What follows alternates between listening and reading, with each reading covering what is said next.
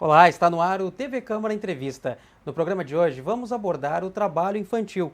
Por aqui vamos falar de como combater essa verdadeira espécie de chaga social que atinge a nossa sociedade e quais ações podem ser tomadas pela sociedade em geral e pelo poder público principalmente para combater ou diminuir esse problema que atinge milhões de crianças e adolescentes em todo o território nacional.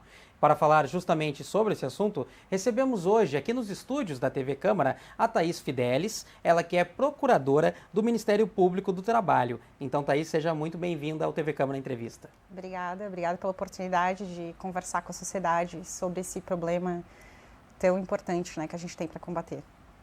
Perfeito. Também participa da nossa edição aqui nos estúdios da TV Câmara a Márcia Souza, ela que é assistente social da FAS, que é a Fundação de Assistência Social e Cidadania aqui no município de Porto Alegre. Ela também é coordenadora do PET, o Programa de Erradicação do Trabalho Infantil aqui na cidade, aqui na capital gaúcha. Então, Márcia, muito bem-vinda ao nosso programa também. Também agradecemos, porque é um momento de diálogo e que sempre precisamos estar atualizando esse diálogo junto à sociedade e a todos, né, para esse envolvimento do enfrentamento. Vamos falar bastante, então, sobre esse assunto. E para a gente começar esse nosso bate-papo, eu quero perguntar para a Thaís, de forma bem direta, procuradora, como definir o que é o trabalho infantil aqui no Brasil? Então, o trabalho infantil é toda atividade, seja ela remunerada ou não, que utiliza a mão de obra de crianças, né, entendidas como de 0 a 12 anos, ou de adolescentes, né, que seriam de 13 a 18 anos. A 13 a 18 anos, né, porque a gente tem uma diferença aí, porque a partir de 14 anos pode ser aprendiz, desde que respeite todos os requisitos que a legislação determina, e de 16 a 18 anos é possível trabalhar legalmente, mas também só atividades que a lei permite. Por exemplo, um adolescente não pode trabalhar em atividades perigosas, insalubres, no horário noturno, e nem que exponha a perigo, né, físico ou moral. Então, a gente tem esses parâmetros que a legislação nos impõe. Então, a atividade trabalho infantil é a atividade que a pessoa em formação não pode desenvolver, né, só a partir do que a legislação permite, que é a partir de 16 anos. Antes disso, só na condição de aprendiz, de 14 a 16 anos. Então, antes dos 14 anos, não pode exercer nenhum tipo de atividade envolvida com trabalho. Procuradora, a gente tem conhecimento de alguns trabalhos que são mais comuns no nosso ambiente, na nossa sociedade brasileira, na agricultura familiar, alguns trabalhos domésticos, algumas exposições das crianças a pequenas tarefas em casa. Como diferenciar exatamente o limite do que é um trabalho infantil e do que é um auxílio ou até mesmo um estímulo à responsabilidade dos menores? Como tu colocaste, estimular a responsabilidade de pequenos afazeres domésticos, né? Que não criem na criança ou no adolescente a necessidade da contraprestação do trabalho como uma coisa séria todos os dias, não é considerado trabalho, né? Ajudar a família, ajudar os pais, a mãe, os irmãos, não é considerado trabalho infantil. Isso a gente consegue analisar vendo os casos e toda a rede de apoio é capacitada para fazer essa diferenciação. O trabalho, de outro lado, envolve toda essa carga de responsabilidade, de horário, né, de cumprir metas, tarefas, de não poder ter liberdade para fazer outra coisa, não poder fazer os deveres de casa, por exemplo, né, os deveres da escola, não poder ir à escola. Então, é tudo que suprime a liberdade da criança e do adolescente. Mas isso é visto com tranquilidade para fazer a diferenciação, porque todos que fazem parte da rede já têm esse conhecimento, né, para fazer essa diferenciar o que é o apoio a afazeres domésticos do trabalho. Embora uma análise caso a caso, fica bastante claro a definição. Sim, fica sim. Fica bem claro quando ultrapassa aquilo, né, quando suplanta aquele mero apoio para a família. Bom, trazendo alguns dados também para a nossa audiência, ao final de 2022, o governo federal divulgou que mais de 2.300.000 jovens, crianças e adolescentes estavam nessa condição de trabalho infantil no território nacional. Esse número pode ter aumentado, conforme alguns dados também do governo estadual aqui no Rio Grande do Sul. Então, para a gente colocar a Márcia no nosso papo aqui, Márcia, falando Sim. como representante da FASC, né? Sim. Me pergunto primeiro como funciona esse núcleo e o trabalho todo de erradicação aqui no município de Porto Alegre. Então, nós em Porto Alegre temos desde 2019 a conjuntura onde secretarias assinam junto o compromisso intersetorial. Então, são as secretarias de Porto Alegre, reúnem-se junto à comissão que é a Compete. É o momento, então, que nós temos a visão integral daquilo que desejamos de cuidado à criança e ao adolescente. Então, eu estou falando de saúde, educação, assistência, conselho tutelar, e é esse que é o cunho que desenvolve, né, e ramifica todas as intersecções necessárias. Já falando da assistência social, nós temos, então, um serviço de referência especializado que tem a equipe de abordagem, que é a equipe que vai adentrar os espaços da rua, né, que dizemos que é onde é feita a abordagem e o reconhecimento direto daquela demanda, seja em sinaleiras, sejam dentro dos territórios, seja no centro de Porto Alegre. E essa identificação, a equipe especializada, que faz isso em excelência, consegue detectar de onde é essa criança, porque tempos anteriores nós tínhamos o foco no centro de Porto Alegre. Mas é isso, essa criança não nasceu no centro de Porto Alegre, ela vem porque é onde circula o comércio e o capital, né? Onde ela tem mais oportunidades. Onde ela tem mais oportunidades. Mas essa criança, ela vem de um determinado bairro, que provavelmente são os nossos bolsões de pobreza e aonde a gente tem que ter mais preocupação. Porque quando se fala em trabalho infantil, principalmente para assistência social, a gente está falando de estrutura social. A gente está falando de um adulto que não está conseguindo ter a sua responsabilidade direta sobre os seus filhos e acaba tendo na linha de frente aquilo que sensibiliza mais a todos nós, que é a criança e o adolescente. E então, essa criança e adolescente acaba assumindo essa responsabilidade. Então, eu estou falando de emprego, eu estou falando de habitação, eu estou falando de saúde, eu estou falando de tudo aquilo que compõe, né, uma família e os cuidados dos seus. Então, quando se fala do trabalho desse núcleo, é falando da assistência social, que também estimula que outras secretarias, outros olhares, possam ter para essa criança. Uma criança que fica com um turno excessivo numa sinaleira pequena, de colo, provavelmente teremos consequências, tanto físicas, mentais, mas principalmente física naquilo que se coloca com relação à alimentação, por exemplo, né? Desidratação, alimentação. E a saúde vem sendo aí a que está mapeando junto com a equipe de abordagem. A abordagem faz esse mapeamento, entregamos junto à saúde, para que a gente possa delinear quais são as crianças que têm que ser notificadas. Porque é isso, a notificação é o que constrói, né, essa política pública que a gente tanto precisa, que é intersetorial. E esse trabalho das equipes de abordagem, Márcia, tu vê esse trabalho como essencial, é a atividade principal que precisa ser realizada? Com certeza, a atividade principal. O reconhecimento da abordagem, ela é no diálogo com a criança, a partir daquilo que ela está ali executando naquele momento, sem preconceito, mas que a equipe já tem a sua especialidade de conseguir chegar, né, e conversar com aquela criança, como também com a família que ali está. Na maioria das vezes, as famílias sabem que tem, né, uma questão séria que está acontecendo. E por isso que a gente sempre tenta ter um diálogo daquilo que é do crime e daquilo que é da negligência e daquilo que é alocado àquela família, uma estrutura que foi trazido para ela. Então, se a gente está falando sobre crime, então a gente está falando de aliciamento, né, da venda, colocando aquela criança em turnos excessivos na rua, né, não podendo estudar, não tendo uma recreação, não podendo fazer outras coisas a não ser trabalhando para um adulto. Então, a gente está falando de um crime. Se a gente está falando daquilo que é da negligência, daquilo que aquela família não consegue ter a estrutura e que, de alguma forma, ela sabe que vai ter um ganho a partir daquela criança, então, também é uma outra forma de abordagem. E quando tem, sim, a vulnerabilidade explícita, né, que não tem outro argumento, não tem outra forma, como é, por exemplo, a questão da reciclagem. Muitas vezes chega no posto de saúde uma criança com as mãos machucadas, enfim, e o posto de saúde não tem como saber o que está acontecendo.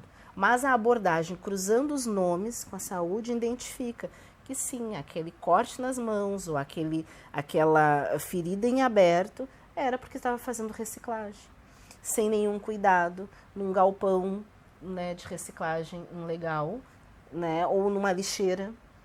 E é essa exposição que as nossas crianças estão. Então, a abordagem, ela chega nesse lugar. Então, a equipe de abordagem é em excelência e necessária para que a gente possa articular outras políticas. Porque é isso, a gente não pode esquecer, e acho que a presença da doutora aqui é fundamental para que a gente possa ter um diálogo, entender que o trabalho infantil ele não é da pobreza. Ele não é da assistência, não é da pobreza. O trabalho infantil é de uma estrutura social e daquilo que também dizemos que é de todos nós. Cada um de nós que hoje está assistindo, né, essa mensagem que a gente está tentando passar aqui, é um comprometimento que tem que ter com essa criança. A criança é nossa, né? E como é que a gente faz para assegurar os direitos dela? Agora, Thaís, baseado nessa fala que a Márcia nos traz, como é que tu enxerga essa rede de acolhimento e proteção que tem que ser dada, traçando também um paralelo dessa questão de vulnerabilidade social com a situação socioeconômica vivida no município? A Márcia tocou num ponto que eu acho fulcral, que é a necessidade dessa abordagem transdisciplinar e que os órgãos se comuniquem. Eu acho que a gente prosperou, e os números falam isso, que é a importância do mapeamento de dados para as políticas públicas, né? Que de 2016 a 2019 a gente conseguiu reduzir, por exemplo, os números, né? O último relatório do PNAD deixou isso bem claro, que a gente obteve progresso, e sim, e foi quando houve mais ligação entre vários tipos de órgãos, vários tipos de secretaria. Então, como a Márcia falou, a saúde, a educação, a assistência social, o Ministério Público Estadual, o Ministério Público do Trabalho, integrado, coordenado e concertado para poder realmente achar uma resolução. Eu não tenho dúvidas que a vulnerabilidade social é um ponto extremamente importante, é por isso que quanto mais a gente mapeia os dados, como eu falei, quando a gente mais verifica e consegue apontar onde tem as áreas mais vulneráveis, né, que é problema econômico, problema familiar, um problema social, a gente consegue chegar mais próximo do problema e até ter uma atitude mais preventiva, não só depois que o problema já se instaurou, né, não repressiva, mas também que o ilícito consiga ser evitado. Então, ela fez uma fala importantíssima, que eu acho que a gente prosperou, e em virtude da pandemia e também por uma crise que a gente teve no sistema de proteção de direitos humanos, né, recentemente, a gente possivelmente retrocedeu e a gente consegue ver isso a olhos vistos, né? Estamos aguardando ansiosamente o último relatório do IBGE de 2022, acreditamos que brevemente teremos em mãos esses números, mas a gente já acredita que houve sim um retrocesso, porque essas pessoas que são mais vulneráveis, agora fazendo o link com a tua pergunta, foram sim colocadas em uma situação pior na pandemia e as crianças sofreram as consequências diretas, então tiveram que voltar para a atividade rural, ou foram para as sinaleiras, ou foram para o tráfico, porque isso também é trabalho, é uma das piores formas de trabalho infantil, inclusive nós somos signatários de uma convenção nesse sentido, ou para a exploração sexual. Então, quando a gente não tem um suporte social e econômico que responde a contento às necessidades humanas, né, o mínimo existencial, a gente acaba contribuindo para a elevação do trabalho infantil. E como a Márcia agora falou, e eu ressalto, é um problema da sociedade toda, do Estado Democrático do Direito e da sociedade, né? Então, o Estado tem que atingir, sim, tem que apresentar uma resposta, mas as empresas têm de colaborar, os cidadãos têm de colaborar, têm de fazer denúncia, têm de fazer sua parte, porque o trabalho infantil não é uma coisa positiva, ele é uma forma de perpetuação do ciclo da pobreza, e isso faz com que as pessoas tenham mínimo de escolaridade possível, né? A evasão é gigantesca, então a pessoa não consegue ter uma formação de ensino completa, isso diminui a empregabilidade, diminui a trabalhabilidade e acaba apresentando para o resto do mundo e para a gente mesmo um projeto de país, né? Então, assim, que país que a gente quer construir? Não dá para ser um país que se pretende desenvolvido, não dá para ter trabalho infantil. Essa pessoa tem que estar estudando, esse jovem tem que estar se formando para que consiga romper com o ciclo de pobreza e consiga, assim, ter um trabalho digno e decente. E isso está totalmente... vai totalmente ao encontro dos Objetivos para o Desenvolvimento Sustentável da ONU, né? Que é essas pessoas terem educação e consigam depois, futuramente, ter um trabalho. Thaís, eu queria destacar duas questões bem objetivas, rápidas com você, ainda que você falava nessa sua última manifestação. A primeira é, aquele jovem que ele é aliciado ou acaba trabalhando no meio do tráfico, ali na periferia, ou aquela jovem que é levada à exploração sexual, isso pode ser classificado como trabalho infantil também? Sim. E isso expressamente está como trabalho infantil, né? Nós somos, como eu falei, o Brasil, falando uma linguagem mais simples, assinou uma convenção, que é um tratado de origem internacional de direitos humanos, então é um compromisso, é um contrato com a sociedade mundial, de que nós eliminaríamos, né, as piores formas de trabalho infantil. E dentre essas piores formas de trabalho infantil está a exploração sexual e o aliciamento de crianças e adolescentes por tráfico de drogas. Então, isso é trabalho, sim, e um dos piores trabalhos, né, que a gente tem previstos em lei. E a segunda questão é, você enxerga então que nunca é uma escolha, é uma necessidade essa criança ser levada para um trabalho infantil? É uma falta de perspectiva de futuro. Eu acredito que sim.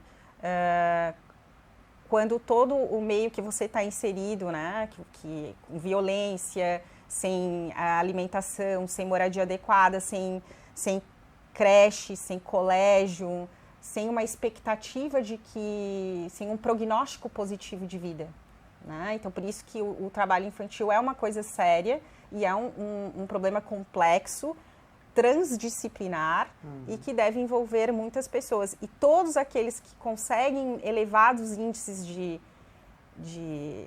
sociais e educacionais, né, índices de desenvolvimento humano, extirparam o trabalho infantil. Então, realmente, é uma coisa que a gente tem que enfrentar enquanto sociedade e conversar, o que a gente fica muito agradecido com a oportunidade. Agora, Márcia, falando dessa provável piora do quadro, né, a partir da pandemia, Sim. a gente tem os números aí de evasão escolar também, o governo federal acabou divulgando, a partir do início da pandemia, já são mais de 2 milhões, perdão, são 2 milhões de jovens que abandonaram os estudos no país, né? Exato. E aqui no Rio Grande do Sul, falando do cenário de Porto Alegre, até 2019 os números vinham caindo, assim como a procuradora falava há pouco, né? Chegando a cerca de 100 casos aqui no município, mas já temos também alguns levantamentos feitos pela própria prefeitura que ao final de 2022 esses números poderiam chegar a quase 500 casos aqui no município. Como é que tu enxerga essa relação da evasão escolar, da pandemia, de todo esse quadro que piorou? Infelizmente são... De novo, nós temos uma rede de proteção. A rede de proteção também se faz a partir do momento que fura, né? E esse furo é exatamente quando a gente não consegue abarcar esses jovens ou essas crianças, por exemplo, para a educação. Então, a gente sabe que, estando fora da escola, é um turno, é um horário a qual ele está, assim, a serviço. Então, nós temos um trabalho que é fazer com que a escola sempre esteja se promovendo e rompendo os seus muros da educação, tentando trazer esses adolescentes, principalmente os adolescentes, que é essa maior dificuldade, de volta às salas de aulas. A pandemia, ela distanciou primeiramente pela questão da internet. Nós tivemos agora uma conferência da juventude e eu fiquei na questão do eixo da comunicação e expressão, o direito à liberdade de expressão e comunicação. E ali os jovens conseguiram se manifestar, que são de 15 a 29 anos, conseguiram manifestar o quanto o afastamento da escola na época da pandemia foi porque não tinha um celular, porque não tinha internet para fazer, né, os deveres, e o quanto eles estão sentindo essa volta como impacto. Voltar à sala de aula pós-pandemia está, sim, sendo um momento de criatividade, tanto para o professor, né, como para o próprio aluno. O quanto é difícil essa relação. Se a educação já não é algo atrativo para esses jovens, imagina com todas as dificuldades que eles tiveram. E é, então, muito mais acessível um horário de trabalho, estando na rua, né, o tráfico, sim, dentro das comunidades, ele está a todo momento chamando os nossos jovens e até com ações muito mais rápidas do que nós, porque a gente faz uma construção com o jovem, infelizmente o tráfico ele capta, ele traz para ele, não que isso seja de um lugar positivo, a rapidez também é a rapidez da vida dos nossos jovens. Nós temos um alto índice de mortalidade de meninos negros, né, no Brasil, principalmente aí, nós aqui em Porto Alegre estamos nas últimas semanas na região norte e noroeste com dificuldade de acesso às comunidades. Então eu estou falando daquele jovem que não consegue sair da casa, da sua comunidade, até um local para fazer um estágio, para fazer um curso, porque vai ter um cadáver no meio do caminho ou um tiro que ele tem que estar se escondendo, ou é o horário da recolhida, a qual ele está subordinado àquele espaço que ele não consegue nem sair para poder mudar a vida dele de alguma forma. Isso eu estou falando daqueles que nem foram cooptados ainda. Eu estou falando daqueles jovens que estão vulneráveis.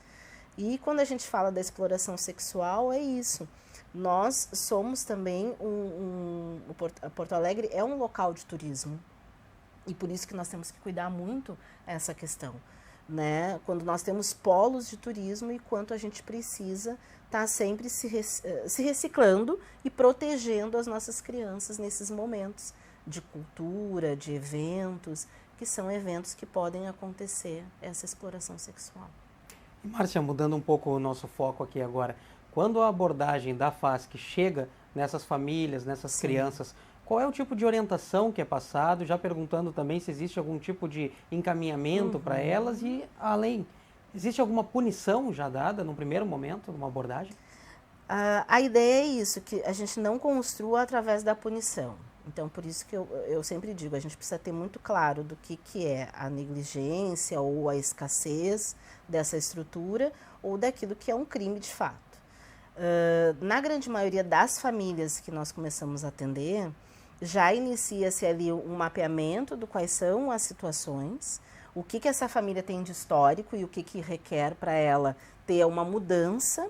Nada é instalar de dedos, a família às vezes vem com cultura, mas ali se promove até benefícios que a prefeitura tem, que é uma preocupação com benefícios específicos que a gente possa estar oferecendo a essa família, buscando a parte de proteção para a criança ou adolescente, que são serviços de convivência contraturno, restabelece a questão da educação, restabelece a questão da saúde, às vezes tem crianças que precisam de algum acompanhamento, ou até mesmo a família.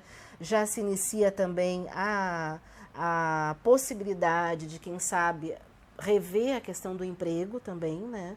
Apesar de serem famílias que têm, infelizmente, uma escolaridade baixa ou muitas vezes não têm nem experiência, né, no trabalho. Nós temos famílias jovens, né, aonde traz aí uma preocupação para nós, que são famílias onde nós temos de 18 a 29 anos, então, que não terminaram os estudos e que já têm filhos e que esses filhos acabam não progredindo, né, na relação do cuidado, porque esses pais também não foram cuidados. Então, o olhar da assistência é integral para que a gente possa estabelecer e promovendo, se precisa de passagem, se precisa do benefício. A relação com a habitação ainda é algo discutível em Porto Alegre, a gente precisa estabelecer essa discussão, que é a habitação necessária, porque nós temos inúmeros locais que precisam ser revistos, que são locais de risco.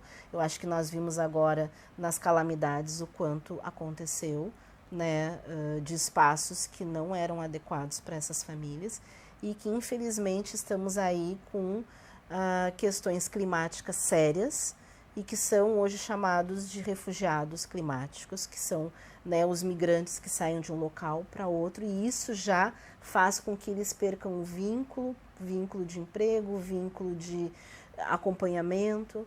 Então, para nós, isso também requer muita atenção nas calamidades. Então, esses jovens começam todos esses acompanhamentos que eu estou te falando agora. E os acompanhamentos também com outras secretarias, né? Mas já inicia imediatamente esse mapeamento do que é necessário. Eu vou aproveitar o gancho aqui da Márcia para falar em relação à resposta, né? Eu acho que é mais ou menos isso que tu estás querendo buscar, assim, né? Então, tá, a gente constatou que tem um trabalho infantil. O que a gente faz, né? Isso. Se chega no jurídico, vamos dizer, se chega para o Ministério Público do Trabalho, ou o Ministério Público Estadual, né, o promotor de justiça, ou para o Conselho Tutelar, sim, que consegue também. averiguar e nos manda, ou pelo auditor fiscal do trabalho, né, que está acontecendo um trabalho infantil. O que a gente faz? Bom, se não dá para ir para aprendizagem, ele tem que estudar e tem que ir para atividades para contraturno. E aí que a gente tem que conversar com o CRAS, com o CREAS e com toda a rede. Por isso que a importância da articulação. Né? Todo mundo não pode ficar no seu quadrado, exato. A gente tem que se comunicar, a gente tem que achar. E aí entra o papel do convencimento, né? De você provar, que é o que a gente está tentando fazer aqui, de conscientizar a população de que é um mito que o trabalho infantil vai trazer alguma coisa positiva para ela, porque, como a Márcia falou, existe uma crença no imediatismo para consumir, principalmente com os adolescentes, que eles querem ser inseridos, eles querem consumir bens, né? Eles querem comprar roupas e isso não é errado, mas eles precisam ser convencidos, quando eles não podem ainda ser aprendizes, que eles precisam estudar mais para pavimentar o caminho e quando eles estiverem preparados para o mercado de trabalho, aí sim ser inseridos. Porque trabalhar cedo vai causar danos tanto físicos quanto mentais, porque não existe segurança técnica para trabalho infantil. O trabalho não foi feito para adultos. Por isso que os equipamentos de proteção individual, inclusive, não são feitos para crianças e adolescentes. Isso é uma parte muito importante de convencimento e de você mostrar que existem outros caminhos, sim. E também tem instar os órgãos públicos, por exemplo, o Estado, a criarem vagas de creche, a criarem vagas, escolas municipais que realmente forneçam uma educação de qualidade. Ela falou agora da exclusão digital, né? Além de todos os problemas que a gente tinha com a educação, hoje, por conta das disrupções que vem acontecendo, toda a evolução tecnológica, a gente precisa de um letramento digital, a gente precisa dar um acesso digital, porque senão a gente corre risco de polarizar ainda mais a sociedade, né? Entre aqueles que vão ter acesso a bons empregos e aqueles que vão ficar fechados, porque não vão conseguir ter acesso às novas ferramentas tecnológicas. E aí a gente também tem que ter escola em turno integral, que é importantíssimo, contraturno, esporte, lazer, assim como as pessoas que têm acesso, que são mais favorecidas economicamente, o fazem com os filhos delas, né? Estão fazendo outras línguas, estão fazendo outros esportes, estão fazendo lazer, né? Então é isso que a gente tem que ter consciência de que todas as pessoas, independentemente da classe social, o lugar que ela ocupa na pirâmide, ela tem que ter oportunidade para que ela possa ascender, né? E a segunda coisa, se ela tiver acima de 14 anos, completou 14 anos, é a aprendizagem, que realmente é uma atividade que você pode unir uma formação e uma qualificação, né, com o estudo. E isso é previsto em lei. Existe uma obrigação legal das empresas de contratarem de 5% a 15% de aprendizes. E é uma relação triangularizada, empresa, entidade formadora e o aprendiz, né? Exato. E aí sim, ele ingressar e ter uma experiência com proteção, né? Onde tem pessoas que foram também capacitadas para fazer essa fiscalização. E aí ele vai ter todos os direitos trabalhistas, vai ser um contrato de 2 anos, e ele não se limita, se circunscreve a 18 anos, ele vai até 24, porque muitas empresas têm atividades que precisam ser a partir de 18 anos. E para pessoas com deficiência, não existe limitação, para que essas pessoas também consigam entrar no contrato de aprendizagem. A gente hoje tem uma legislação expressa no sentido de priorizar de 14 a 18 anos, por conta do elevado número de pessoas que de adolescentes que a gente encontra em atividade ilícita, né, no trabalho infantil. Sim.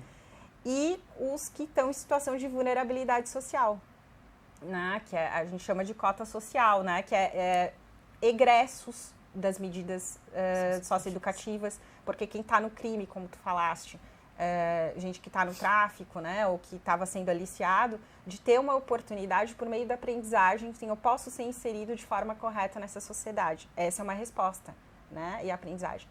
E ainda, paralelo, o Ministério Público pode ser fomentador de políticas públicas. Então, o CRAS e o CRES estão dizendo, olha, a gente está com dificuldade naquela região, a gente precisa que o município tome iniciativas mais enérgicas. E aí a gente é instado e nós instauramos os instrumentos corretos para chamar o município para conversar. Falar, olha, aqui está tendo problema, vamos tentar melhorar. Então, existem instrumentos de resposta, sim, né, para esse problema. Entre tantos bons pontos, Thaís, que tu trouxe agora, eu ia lhe perguntar do que o Ministério Público pode fazer após as abordagens, né? Mas tu já respondeu também. E também tu tinha destacado anteriormente, numa resposta tua, sobre as ações preventivas. Também já trouxe para nós aqui. E uma outra questão, tu também abordou um pouco, mas eu gostaria de ampliar ainda mais, que é partindo das famílias que permitem essa situação. Esses jovens, eles acabam sendo atraídos por essa sociedade capitalista, pelo consumo imediato, pelo desejo de ter um bem material e acabam se sujeitando a condições precárias, inclusive para trabalhar desde cedo? Sim. É muito difícil quebrar esse mito porque ele é construído com um conhecimento empírico travestido, que eu falo, que é um conhecimento empírico falso. Então, eu pego um cidadão lá que conseguiu trabalhar numa época muito diferente, com 10 anos, e olha só, não aconteceu nada comigo. Mas aí a gente tem todo um estudo científico, tem todo um estudo estatístico, que também é ciência, dizendo, olha só, se você começa a trabalhar cedo, você vai ter problema na coluna, seu tecido ósseo, epitelial, não está formado ainda. Exato. Você vai ter cansaço mental muito, né? Você é suscetível de ter depressão com um nível muito maior do que alguém que não trabalhou precocemente. Então, tudo isso a gente precisa passar isso que eu te falei, despertar e quebrar um mito e uma cultura arraigada. Porque, por exemplo, na área rural, eles não têm muita escolha, né? Eles vão para ajudar a família, muitas vezes eles não querem, mas eles substituem a mão de obra de um safrista, de um diarista, porque aí a família não quer passar, né? E a gente tem sempre uma grande empresa por trás que poderia ser parceira, né? E hoje nessa toada de SD, né? De despertar valores sociais e verdes, eu acho que a gente precisa também maior participação desses atores sociais dessa empresa para que eles não permitam e que eles também criam outras oportunidades. E também os pais que mandam as crianças para comércio ambulante, né? Para vender coisas na sinaleira, porque as pessoas se compadecem, né? Então as pessoas acabam dando esmola, contribuindo e sem querer continuam perpetuando, porque o correto é que as pessoas, se deparando com uma situação dessa, denunciassem. Sim. Né? Porque acaba interceptando uma coisa que é ruim. E o que os nossos dados dizem ao contrário desse conhecimento arraigado, equivocado? De que a gente tem um número gigantesco de acidente de trabalho, pessoas com mãos decepadas, pernas decepadas, braços decepados, queimaduras, inúmeros problemas de LER, DORT na coluna por terem trabalhado quando o corpo ainda não estava preparado. Mas o que acaba popularizando é o mito, a fantasia do personagem vencedor. De que é vencedora. Então é tudo isso com base em um ou dois casos numa época muito diferente da nossa. Né? E aí a gente tem é isso que a gente gostaria que as pessoas entendessem, que a gente tem toda uma construção científica de que é totalmente contrário a isso. Né? Que a grande maioria não vai ter um final feliz, né? Vai continuar sem oportunidades. Isso, por exemplo, fica muito nítido nos que tentam ser jogadores de futebol. Então, há muito tempo atrás, e o Ministério Público do Trabalho teve uma participação efetiva na melhora desses meninos do futebol, né, e meninas, que eles saíam 10 anos de idade para tentar num clube sem escola, sem psicólogo, sem alimentação adequada, sem alojamento adequado. e tentavam ser jogadores de futebol nesses clubes, e os clubes também não eram tão preparados, a gente teve muito melhor. E qual é o percentual de sucesso dessas pessoas? 1%. Então, 1% vai se tornar efetivamente jogador profissional de sucesso. E aí, se ele não consegue, ele já largou a escola, ele não se alimentou direito, às vezes ele teve lesões. Então, a gente não pode trabalhar com exceção. A gente Sensação de fracasso também. Sensação de fracasso, muito, né? Infância perdida, é muito grande. Expectativa é muito fracasso, grande. frustração. Muito. Então, assim, isso pode ser tentado, mas de uma forma correta, adequada. Então, a gente não pode justificar um erro com o outro, né? A gente tem que tentar convencer as pessoas de que há um caminho a ser feito, a ser realizado, e que isso é que diminui as chances de grandes problemas. Agora, Márcia, a gente fala muito nos números, né? Sim. Já trouxe aqui que são quase 2,5 milhões de crianças e adolescentes nessa situação de trabalho infantil no Brasil. Aqui em Porto Alegre gira em torno de 500 casos, né? Para 2023, a expectativa, ainda não saíram os dados, claro, mas ao final de 2022 em torno de 500 casos. E traçando um paralelo, e quando a gente faz entrevista com os órgãos de segurança, falando de criminalidade, eles sempre dizem, claro, que o número ideal é 0, né? Sim. Por óbvio. Como a prefeitura trabalha para chegar a esse número mágico ideal? Na verdade, é o objetivo, enquanto houver uma criança, sempre o nosso trabalho vai ser o mesmo e integral. Então, o trabalho é exaustivo, a abordagem está sempre à frente dessas discussões. As equipes estão descentralizadas em Porto Alegre, nós somos 11 equipes, 9 serviços de referência. Então, para estar sempre nessa articulação em proteção à criança. Porto Alegre sabe que hoje a erradicação é o fundamental, não sai do nosso desejo. Mas o enfrentamento se torna mais real na nossa discussão, porque enfrentamento é também estar aqui conversando e assumindo que temos as crianças. Enfrentamento é campanhas que estão nos relógios de Porto Alegre para que as pessoas tenham atenção nos ônibus. Enfrentamento é a roda de conversa com famílias dentro das comunidades, explicando o porquê não daquele galpão de reciclagem pode ter uma criança ali, né? Fazendo com que essas mães consigam também se mobilizar quando, sim, dizem que ou leva para uma creche, né, que tem que atravessar uma rua e tem a questão do tráfico, ou deixa dentro do galpão de reciclagem. Então, essas mães, elas têm essas escolhas dentro das comunidades. Então, a gente precisa que elas tenham essa atenção e que realmente a cultura é arraigada, né? Então, a cultura, se tu vai num serviço de convivência para idosos e tu vai falar sobre trabalho infantil, todos os idosos vão dizer, mas eu trabalhei.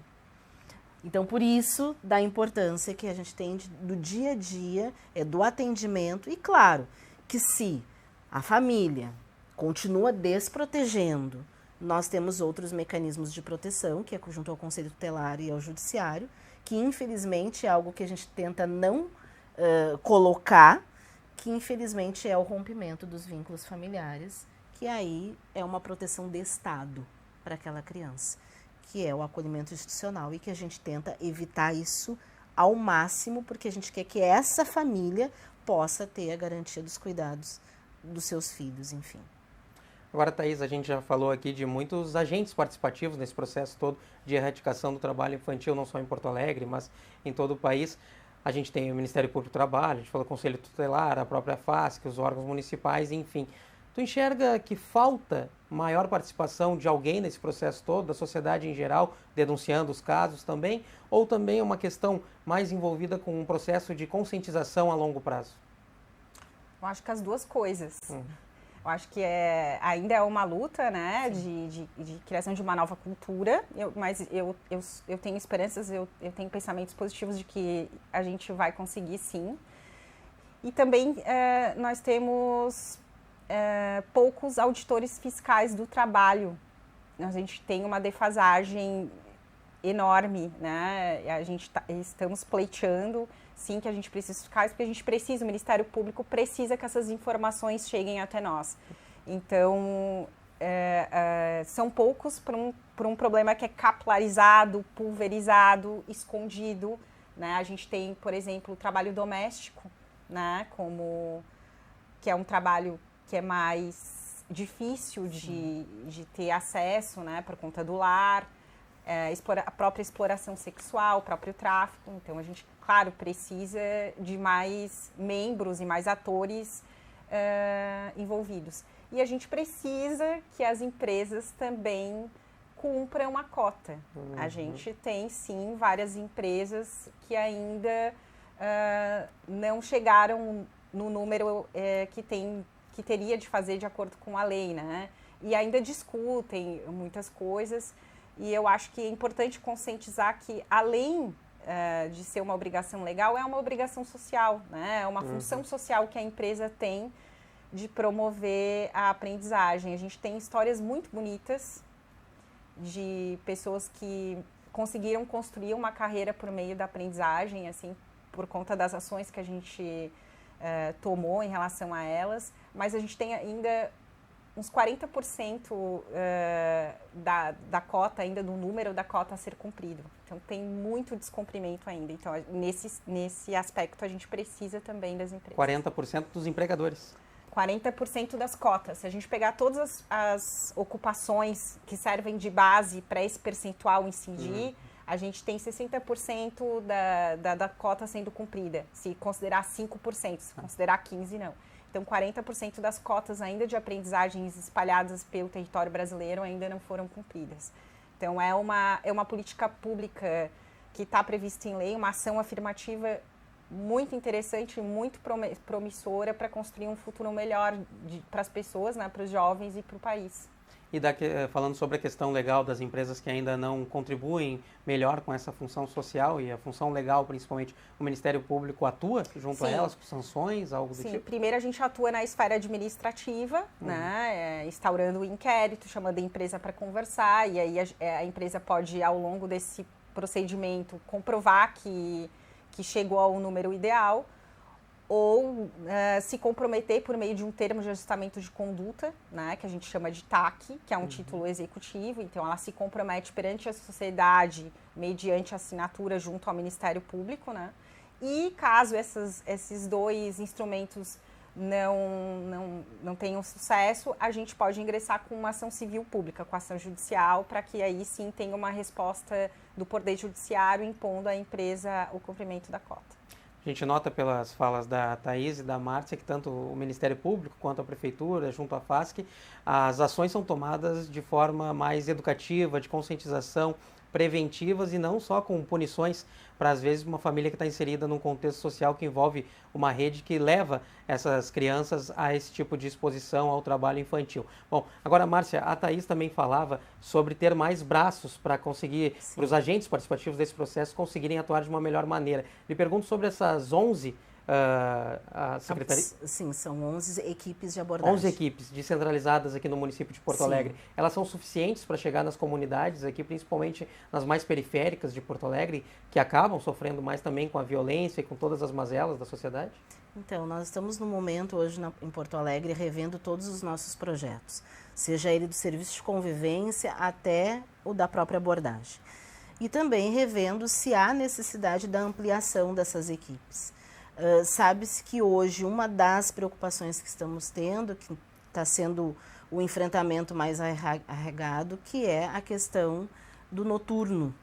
Então, acaba que, por vezes, as famílias conseguem inserir suas crianças em horários adequados, escola, mesmo cansado, ou um serviço de convivência, mas no turno da noite, que é a partir das 20 horas, que nós estamos tendo que rever o nosso projeto, principalmente para ter equipes, né, que possam estar acessando essas famílias e articulando junto ao Conselho Tutelar a medida de proteção imediata. Então, é um momento que nós estamos. E há outro parceiro que também está revendo as suas questões, que é a questão da saúde, porque a grande maioria das nossas crianças tem uma questão de saúde mental, devido a toda essa exposição e física que precisa ser cuidada. Então, são as duas secretarias que estão juntas analisando esses dados, porque nós precisamos aumentar as nossas equipes, principalmente nos atendimentos. Então, provavelmente, agora, no final desse ano, já terminamos a nossa avaliação junto às equipes e é provável que a gente tenha que pensar sobre esse vespertino e de como vamos atuar junto a essas nossas crianças. Então, já tem um olhar para isso, como também a ampliação dos serviços especializados em saúde para criança e adolescente em Porto Alegre, porque nós temos regiões ainda distantes como Restinga, Extremo Sul, que são a região da Lomba do Pinheiro, são regiões que ainda não temos essa parte especializada para atendimento da criança e adolescente na saúde. Então, esses dados são construção de política pública em Porto Alegre.